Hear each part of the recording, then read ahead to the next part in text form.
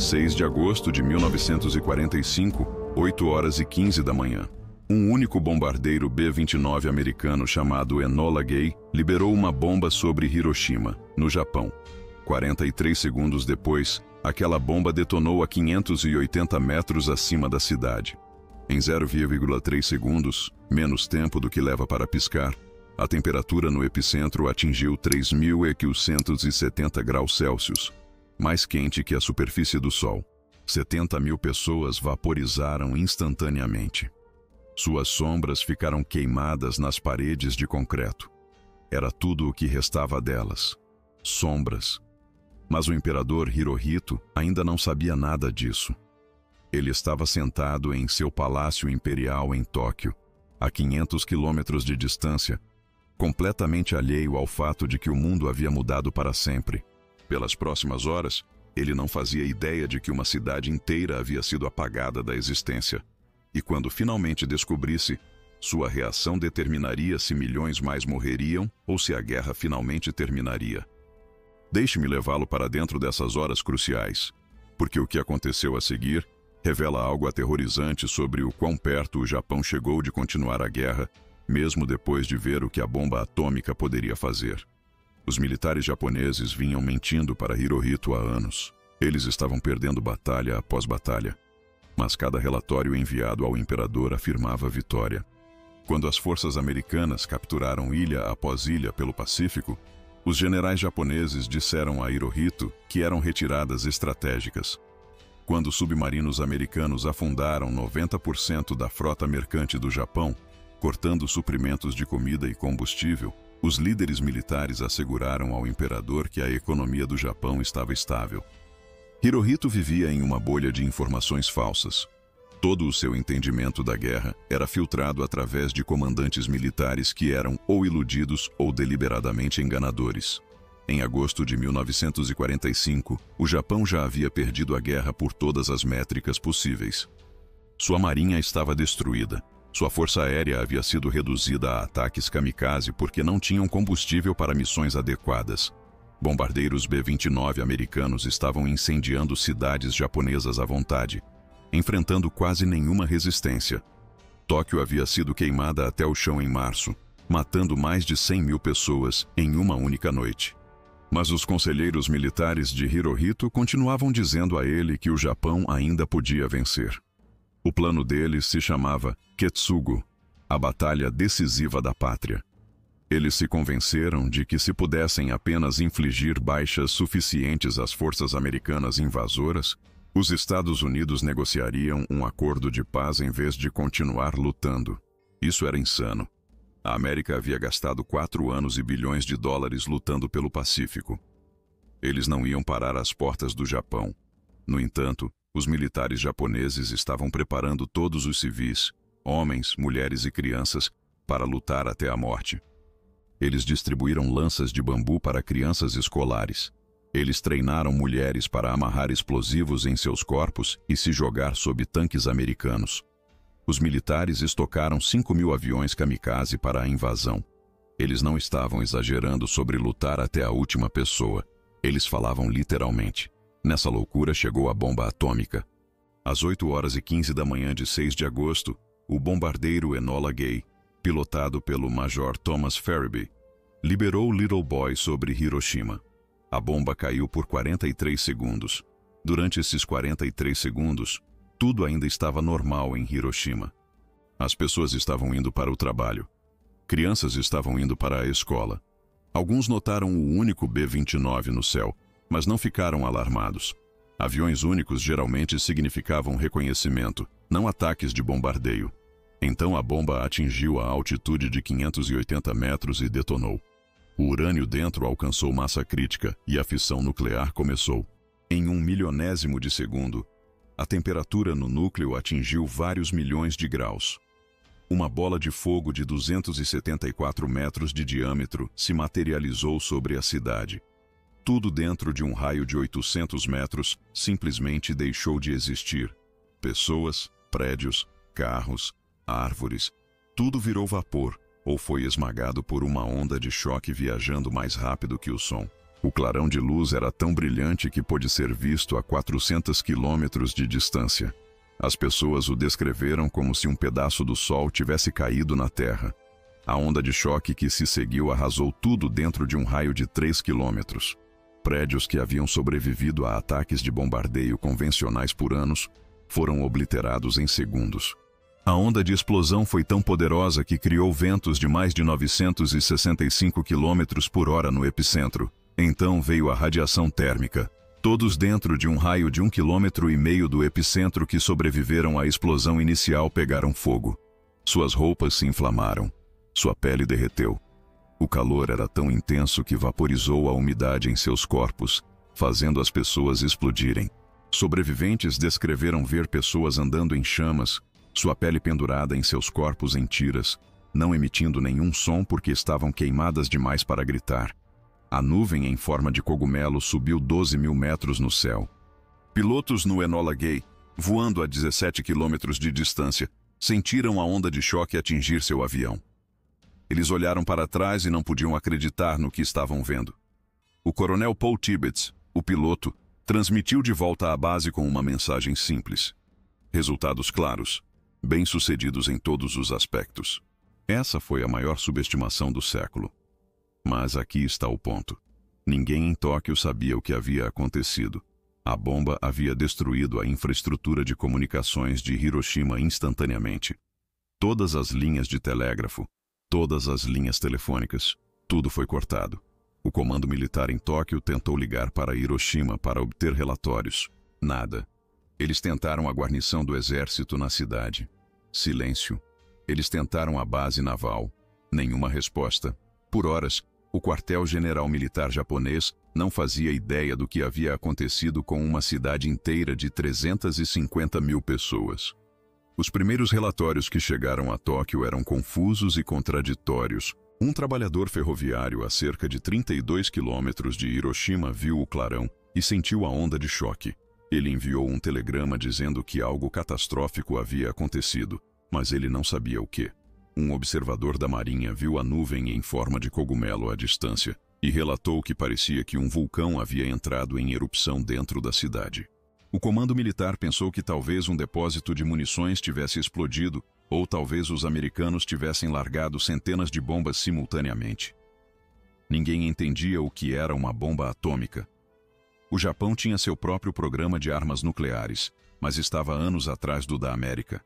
Físicos japoneses sabiam que armas atômicas eram teoricamente possíveis, mas calcularam que levaria décadas para construir uma.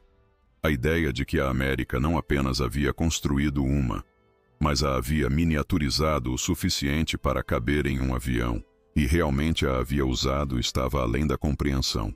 16 horas se passaram antes que a liderança japonesa entendesse o que havia atingido Hiroshima. 16 horas. Durante esse tempo, trabalhadores de resgate que alcançaram os arredores da cidade enviaram relatórios que Tóquio inicialmente descartou como histeria. Eles descreveram devastação total diferente de tudo que já haviam visto. Eles falaram sobre pessoas cujas sombras estavam queimadas nas paredes, mas cujos corpos haviam desaparecido. Eles relataram uma doença estranha afetando sobreviventes, pessoas que pareciam bem no início, mas depois começaram a sangrar pelos olhos e boca e morreram em horas. Isso era doença de radiação, mas ninguém sabia o que era radiação. O imperador Hirohito finalmente recebeu seu primeiro briefing detalhado sobre Hiroshima por volta da meia-noite de 6 de agosto, aproximadamente 16 horas após o bombardeio. Seus conselheiros militares ainda não entendiam completamente o que havia acontecido. Eles disseram a ele que uma poderosa nova bomba havia destruído grande parte de Hiroshima, mas minimizaram as baixas. Eles estimaram talvez 10 a 20 mil mortos. O número real era 70 mil instantaneamente, com outros 70 mil morrendo nas semanas seguintes por radiação e ferimentos. Mais importante, os militares imediatamente começaram a mentir para Hirohito sobre o que a bomba significava para o esforço de guerra do Japão. Eles disseram a ele que era apenas outra arma, mais poderosa que bombas convencionais, mas não fundamentalmente diferente. Eles o asseguraram que o Japão poderia suportar essa nova arma, assim como havia suportado o bombardeio incendiário de Tóquio e outras cidades. Eles disseram a ele que o plano militar de defender o Japão contra a invasão permanecia viável. Mas Hirohito não era estúpido. Ele vinha recebendo relatórios há meses que contradiziam as avaliações otimistas dos militares. Ele sabia que cidades japonesas estavam sendo destruídas uma por uma. Ele sabia que a escassez de alimentos estava se tornando crítica. Ele sabia que a neutralidade soviética estava prestes a entrar em colapso. A União Soviética tinha um pacto de neutralidade com o Japão, mas os serviços de inteligência de Hirohito o alertaram que Stalin estava prestes a quebrá-lo. A notícia de Hiroshima o aterrorizou, mesmo através das tentativas de seus conselheiros de minimizá-la. Ele imediatamente convocou uma reunião do Conselho Supremo de Guerra, o órgão de 6 membros que tomava todas as principais decisões de guerra. 3 membros eram civis que favoreciam a paz. 3 eram militares linha dura que queriam lutar até a morte. Cada decisão importante exigia aprovação unânime, o que significava que os linha dura haviam conseguido bloquear qualquer proposta de paz por meses. Nesta reunião de 7 de agosto, Hirohito fez algo extraordinário para um imperador japonês. Ele se manifestou. Normalmente, o imperador ouvia os conselheiros e depois aprovava o consenso deles. Mas Hirohito quebrou o protocolo e exigiu saber a verdade sobre Hiroshima. Ele queria relatórios detalhados. Ele queria saber se isso realmente era uma bomba atômica como as transmissões de rádio americanas afirmavam. Ele queria números de baixas. Os militares enrolaram. Eles disseram a ele que ainda estavam coletando informações. Eles prometeram um relatório completo em dias, mas estavam mentindo. Eles já tinham relatórios de sobreviventes que haviam alcançado cidades próximas. Eles já sabiam que a escala de devastação era sem precedentes. Eles estavam escondendo isso de Hirohito porque sabiam que se ele entendesse o verdadeiro poder das armas atômicas, ele poderia anulá-los e se render. Então, chegou 9 de agosto, 3 dias após Hiroshima, e Hirohito ainda não havia recebido informações honestas sobre o que aconteceu lá. Naquela manhã, 2 coisas aconteceram simultaneamente que mudaram tudo. Às 11h02, um B-29 americano chamado Boxcar largou uma segunda bomba atômica em Nagasaki. E quase no mesmo momento, a União Soviética declarou guerra ao Japão e invadiu a Manchúria com 1,5 milhão de tropas. O golpe duplo foi catastrófico para os planos de guerra do Japão.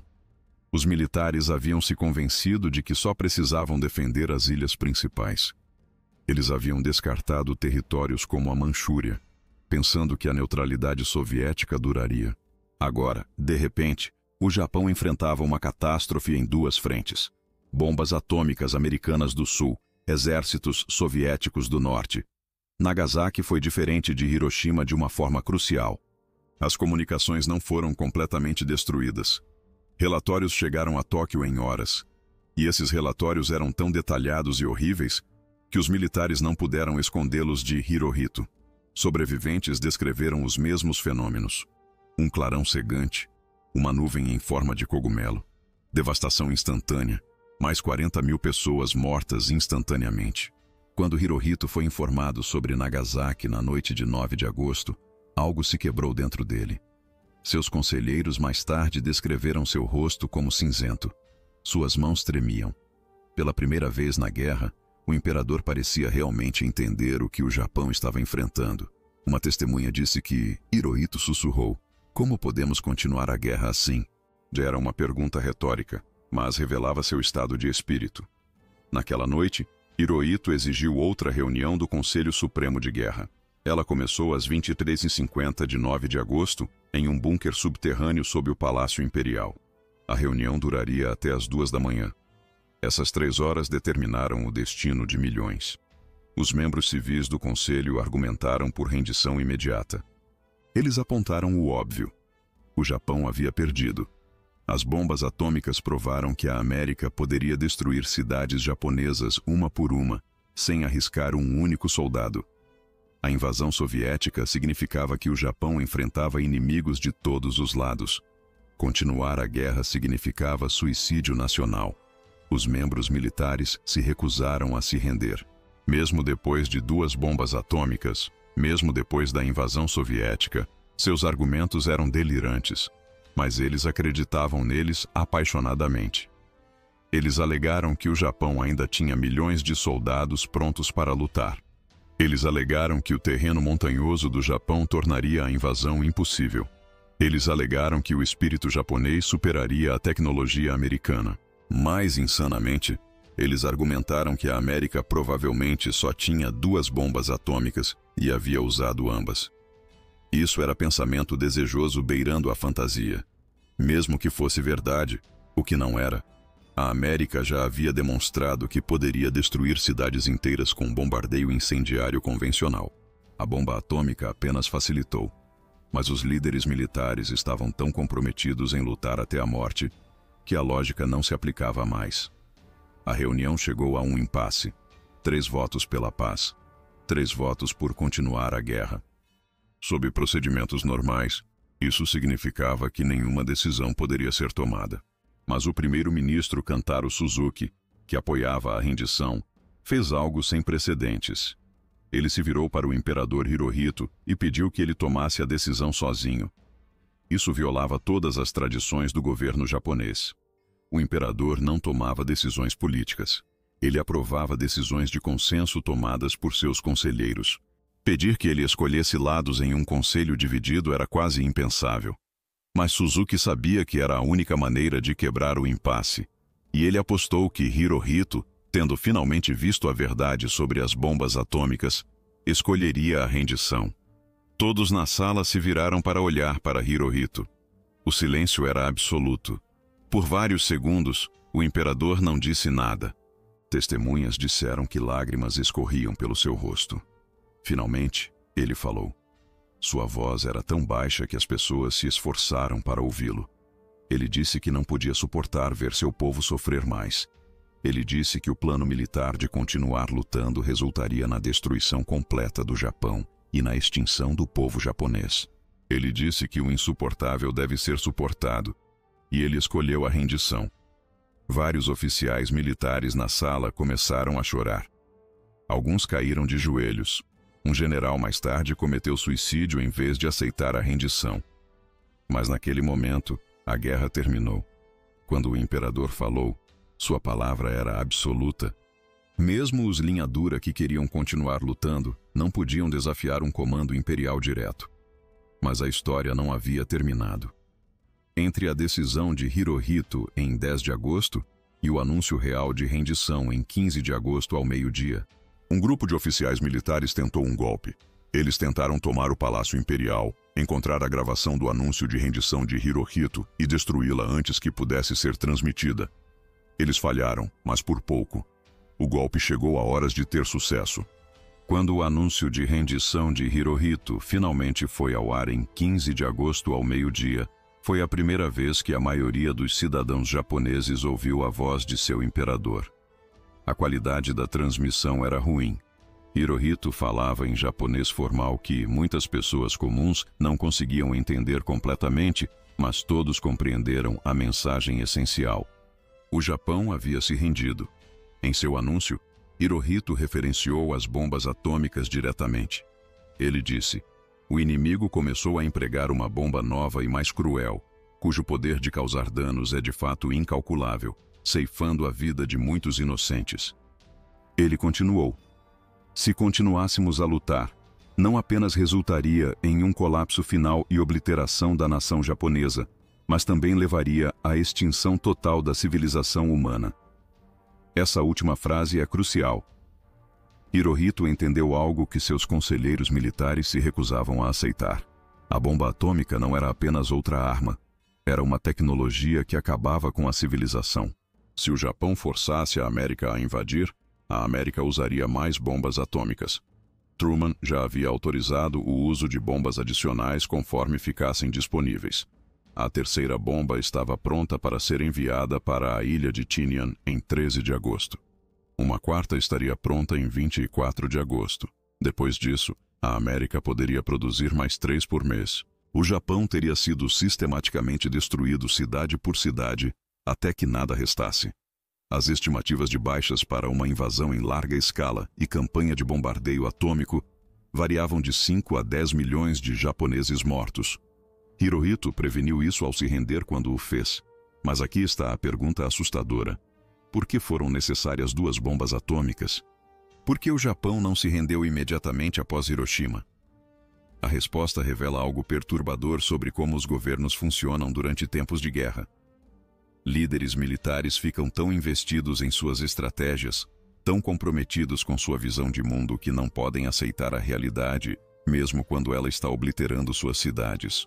Eles se convencem de que a primeira bomba foi um acaso, um golpe de sorte, talvez a única arma atômica da América.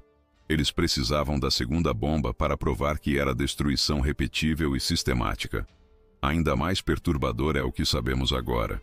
A liderança militar do Japão estava preparada para aceitar muito mais bombas atômicas antes de se render. Comunicações interceptadas após a guerra revelaram que alguns generais estavam dispostos a ver 10, 20, até 50 cidades destruídas em vez de aceitar rendição incondicional. Eles acreditavam que a honra nacional importava mais que a sobrevivência nacional. Foi apenas a intervenção pessoal de Hirohito que preveniu esse curso suicida. Sem a decisão do imperador de quebrar com a tradição e anular seus militares, o Japão poderia ter lutado até que nada restasse. A expressão no rosto de Hirohito quando ele finalmente entendeu o que a bomba atômica havia feito não era apenas choque ou horror. Era a percepção de que ele sozinho estava entre seu povo e a extinção. Seus conselheiros militares haviam falhado com ele, mentiram para ele e quase destruíram o Japão através de seu fanatismo. Naquele momento, sentado em seu bunker subterrâneo, olhando relatórios da destruição de Nagasaki, Hirohito tomou a decisão mais solitária que qualquer líder já tomou. Ele escolheu sobrevivência sobre honra, realidade sobre delírio, e ao fazê-lo, ele salvou milhões de vidas de ambos os lados. A bomba atômica não apenas terminou a Segunda Guerra Mundial, ela revelou o quão perto a humanidade havia chegado de lutar guerras de aniquilação total. Hiroshima e Nagasaki foram terríveis, mas também foram um aviso. Elas mostraram o que aconteceria se nações se recusassem a se render, mesmo quando derrotadas. E elas provam que às vezes a coisa mais difícil que um líder pode fazer é admitir a derrota e salvar o que ainda pode ser salvo. Se você chegou até aqui, está pronto para descobrir mais histórias que mudaram o mundo. Preparamos outro vídeo especialmente escolhido que vai complementar perfeitamente o que você acabou de aprender. Não deixe essa oportunidade passar. Clique agora no vídeo que aparece na sua tela e continue essa jornada impressionante pela história.